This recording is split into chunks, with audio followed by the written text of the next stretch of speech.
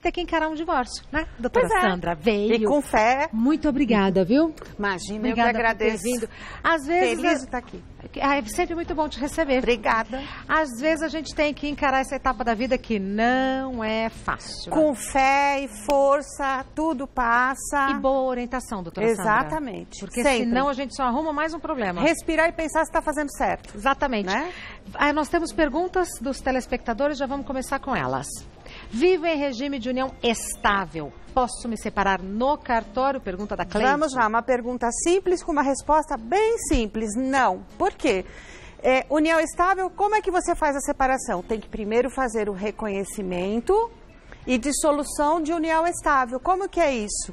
Tem que ser em juízo, ou seja, o juiz é que vai dizer quando iniciou e quando terminou, porque não tem documento. Claro. Se tiver um documento, não é, Regina? A situação fica diferente. Então, você tem um documento onde você diz, começamos agora, temos tais bens e vamos seguir, terminamos, aqueles bens são partilhados, os filhos, tudo discutido. Mas não pode ser em cartório se você não tem essa definição de quando começou e quando terminou. Então, notícia assim, que eu digo para o telespectador o seguinte, iniciou o regime de união estável, faça um documento, tá? Não ofende, não. Iniciou, então tá lá, a data marco. Começamos agora. A partir de agora, tudo que a gente tem vai ser dividido em 2 e assim começar uma vida nova. Mas se já está com receio de conversar abertamente no começo do relacionamento... Também acho. Tem que ter espaço para falar, vai olha, ter fazer problema mais tarde. Ninguém vai se ofender, não se é? estiver bem intencionado. Começa escondendo, ou não diz o que pensa, não diz o que sente, já não é um bom começo. Concordo também. A gente tem que trabalhar essa parte psicológica também, né, Regina? Claro, o tempo todo, doutora. O tempo todo. Próxima pergunta foi enviada pela Rosana. Como é feita a partilha ou divisão de bens no divórcio? Como é feita? Como a gente falou na pergunta anterior, tudo aquilo que você adquire nesta união, né, neste casamento, aí fala em divórcio, então se presume casamento. Então, tudo aquilo que foi adquirido após o casamento, isso a partir de 77, que é a lei do divórcio, então divide o quê? 50% igual. Ah, mas ele adquiriu só com o valor que ele ganhou no trabalho, eu não trabalhei, eu só fiquei em casa. Não interessa. Tudo aquilo que vocês adquiriram nessa constância desse casamento é dividido igualmente, 50%. Salvo, né, aqueles bens que a parte trouxe. Então, vamos dizer assim, era casado anteriormente, dividiu no antigo casamento, novo casamento. Vai ter que dividir aqueles 50%? Com o novo companheiro, com a nova companheira? Não, porque aquilo já trouxe, já tinha anteriormente, né? Então, a não ser os filhos do outro casamento, os filhos, nós não estamos falando de filhos, nós estamos falando das partes, não é isso? Do casal. Então, assim, só aquilo que adquiriu na constância desse casamento e a título oneroso e tal. Tá Perfeito. Bom? Próxima pergunta foi enviada pela Mariana. Se o cônjuge possui o sobrenome do parceiro, após o divórcio, voltará a ter o nome de solteiro automaticamente?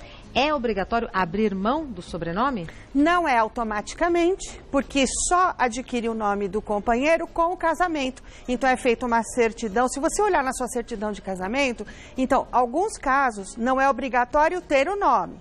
Mas uma vez que aderiu o nome do companheiro, então tá lá o sobrenome, né? Você não pode continuar usando se não tiver a permissão dele. Então, vai fazer o divórcio? Então, um dos itens do divórcio é o seguinte, passará a usar o nome de solteiro, que é o nome do pai antigamente, não é isso? Então, vai passar a usar o nome de solteiro. Alguns casos em que a parte utiliza comercialmente e tudo mais, desde que o outro permita que se continue utilizando. Isso tem que constar na petição, tá? Certo. Próxima pergunta foi enviada pela Ellen. Um ano após o divórcio, voltamos a conviver e tivemos outro filho e outros bens. Porém, todos em nome dele somente. Como fica essa situação em caso de nova separação? Olha, veja só, o grande problema.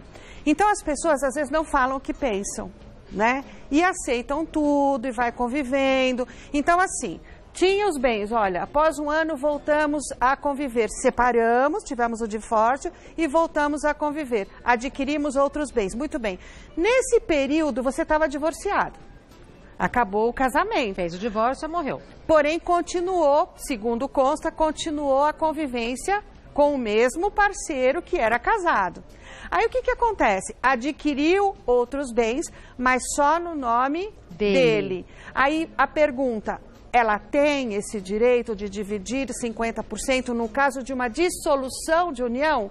Olha como é um pouco complicado. Super. Antes era o divórcio, agora já não é mais divórcio, agora é uma dissolução dessa união. Ela tem esse direito, Regina? É lógico que tem, mas vai ter que fazer o reconhecimento e a dissolução. Vai dar uma dor de cabeça? Dá um pouco, porque se a parte omitir, colocar, aí vamos mais complicar um pouquinho mais.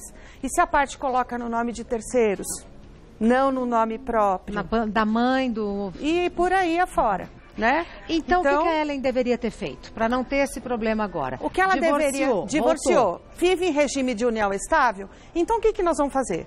Vai fazer uma ação de reconhecimento. Olha só, Regina, ela tem um divórcio, mas ela pode fazer uma ação de reconhecimento nessa sequência? Claro que pode. Reconhecimento de união estável. Por quê? Garante a esta pessoa que todos aqueles bens adquiridos nesta constância da união serão divididos igualitariamente, para não prejudicar ninguém. Não é isso? Para não prejudicar ninguém. Então, e nem aos filhos também, não é, Regina? Exato, e nem aos então, é um filhos. direito patrimonial que muitas vezes a pessoa se esquece que pode até prejudicar os próprios filhos. Nós chegamos a falar num programa de transferir valores, aquela questão daquela moeda na web, bitcoins, etc. Infelizmente existe isso. Né? Então, reconhecimento e dissolução de união estável. Se está no reconhecimento, se não dissolveu ainda, faça o reconhecimento. E na data marco, desde quando iniciou. Tá? Porque tudo que adquiriu naquele espaço, mas adquiriu, tá só no nome dele. Eu tenho direito? Tem sim. E as pessoas parecem que acabam fazendo uma lavagem cerebral, que elas dizem assim, não, mas tá só no nome dele, eu não tenho direito. Tem sim. Aí eu vivo falando, tem sim. Muito bem. Já continuou quando a orientação é certeira, né, doutora Sandra? E sempre dizer o seguinte, eu tenho que dizer isso. Diga. Cada caso é um caso. Boa.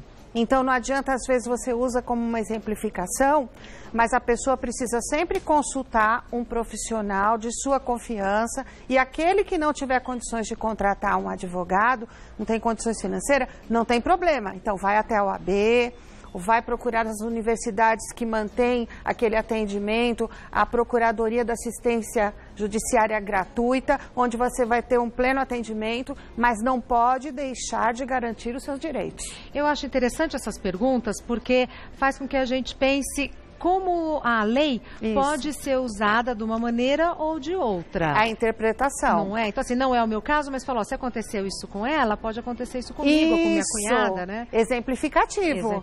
Então, é sempre isso que acontece. Então, alerta as pessoas e elas começam a buscar os seus direitos. Próxima pergunta.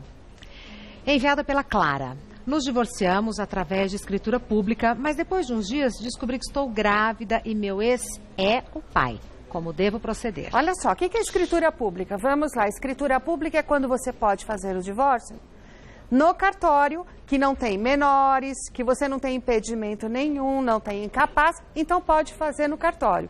E é casado, não vive em regime de união estável, como nós falamos. Então, fez a escritura, só que descobriu que está grávida. Muda tudo. E o ex, o pai, mudou por quê? Mudou em termos, vamos lá. Vai ter que reatar o casamento? Regina, o filho, na verdade, ele é um resultado desta união, mas não obrigatoriamente, não obriga que as partes se mantenham unidas.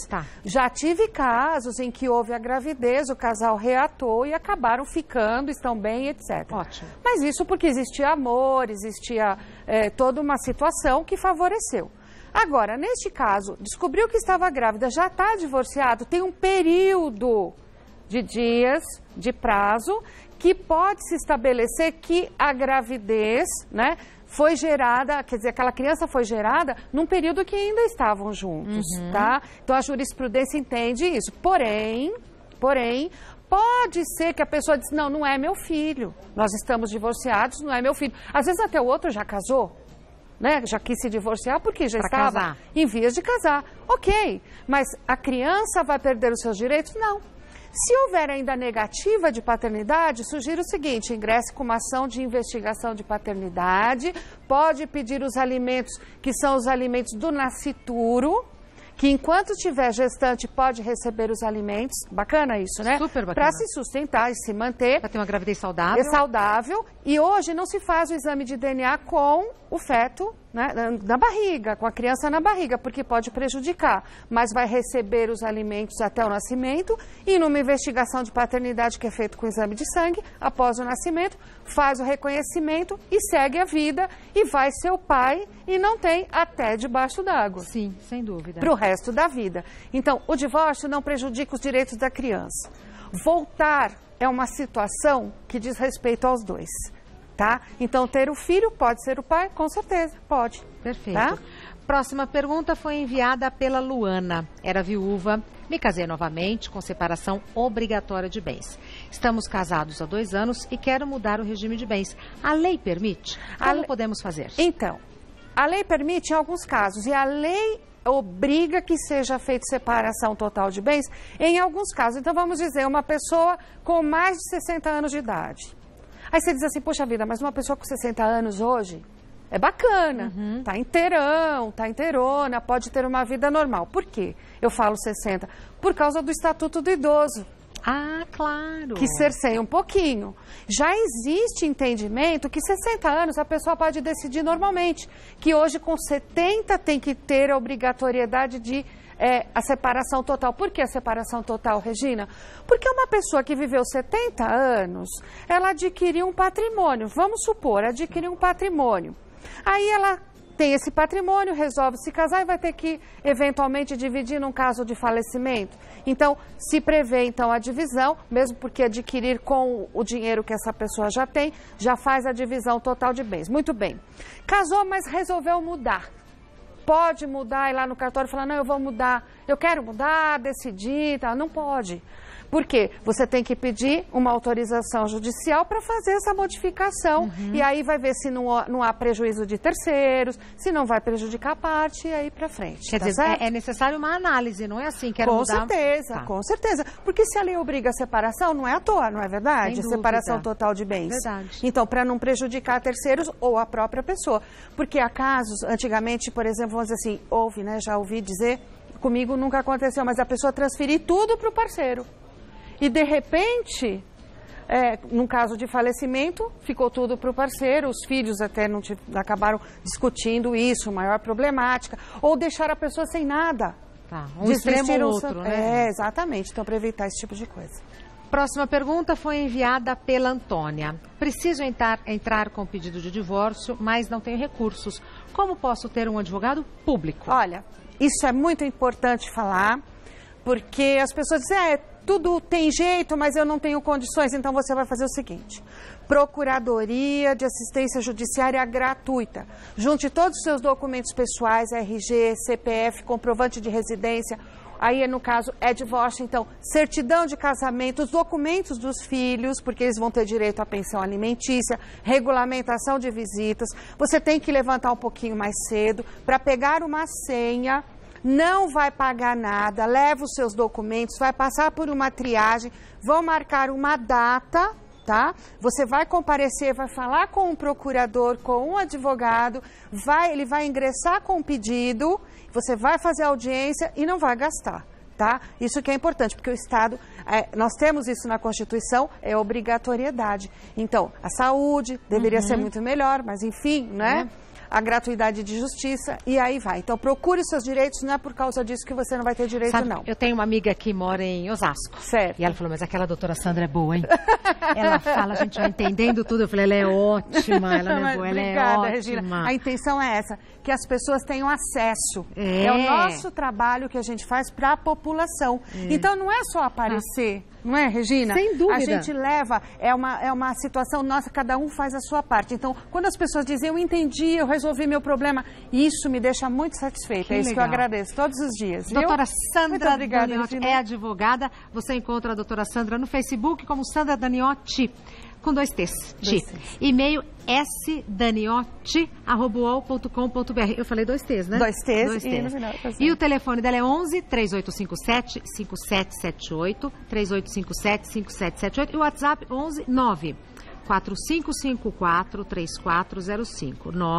94554-3405. Muito obrigada por ter vindo. Te convido para comer depois com a gente na culinária. Será um prazer, aguardo. Vai ser... Não é muffin, eu falei muffin, mas não é aquele que é gostosinho, que é brownie. Que delícia, com brownie certeza. De pistache. Então até daqui a pouco, lindeza.